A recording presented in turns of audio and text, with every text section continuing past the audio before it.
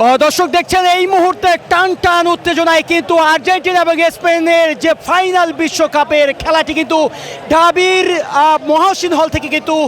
দেখছেন দর্শকরা, এবং এই মুহূর্তে দেখছেন যে জনসমুদ্রে কিন্তু পরিণত হয়েছে এবং দর্শকদের যে উল্লাস, এই আর্জেন্টিনার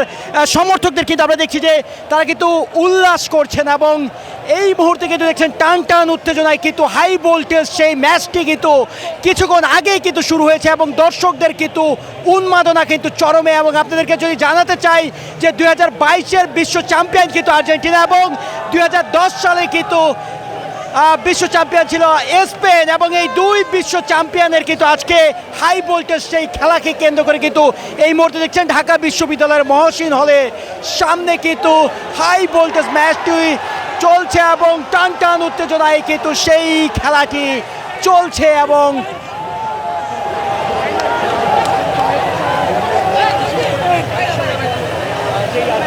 তবে আমরা দেখছি স্পেন কিন্তু একাধিকবার কিন্তু তারা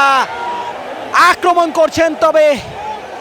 এখনো কিন্তু গোলের সংখ্যা দেখা যায়নি। তবে দুই দলই কিন্তু টান টান উত্তেজনায় কিন্তু ভালো খেলছেন এবং আর্জেন্টিনার সমর্থকদের কিন্তু এই মুহূর্তে যে উল্লাস সেটি কিন্তু দেখা যাচ্ছে ঢাকা বিশ্ববিদ্যালয়ের মহসিন হল থেকে। সরাসরি দৈনিক ইনকিলাবের ফেসবুক লাইভ থেকে দর্শক আপনাদেরকে দেখানোর চেষ্টা করছি।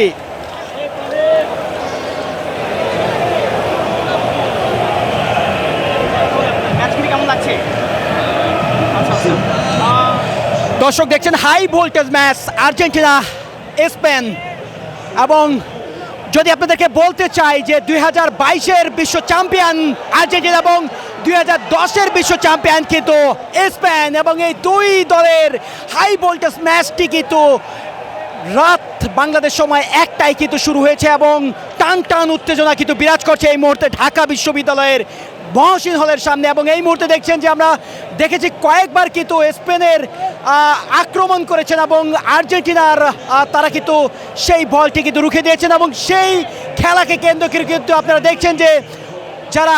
দর্শক রয়েছেন অর্থাৎ সাপোর্টার রয়েছেন তারা কিন্তু উল্লাস করছেন এই মুহূর্তে মহসিন হলে ঢাকা বিশ্ববিদ্যালয়ে।